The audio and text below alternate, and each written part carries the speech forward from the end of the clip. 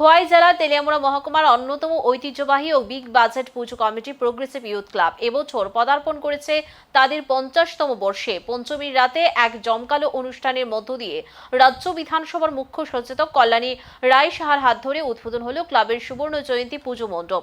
তেলিয়ামুড়ার করিলং এলাকায় অবস্থিত এই ক্লাব এবারে দর্শনার্থীদের উপহার দিয়েছে এক অনন্য থিম, ইতালির রাজপ্রাসাদ, বহুতল বিশিষ্ট প্যান্ডেল, রাজকীয় অলংকার এবং আধুনিক প্রযুক্তির সাউন্ড ও লাইট শো ইতিমধ্যেই আকর্ষণের কেন্দ্রবিন্দুতে।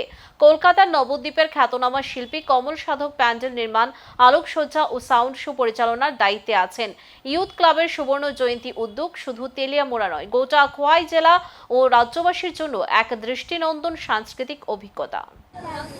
শুধু বিশ্বাস নয়, আমরা সেটার মাথায় রেখে চলি যে মা উমা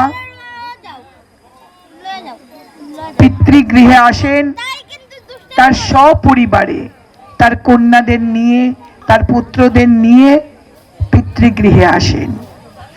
হিমালয় থেকে এখানে আসেন এবং এখানে লেখা আছে, মোমা এসেছে পিতৃসদনে, এসো সবাই মিলে মিশে আনন্দেতে হেসে এখানেই আমরা স্বর্গ রচনা করি।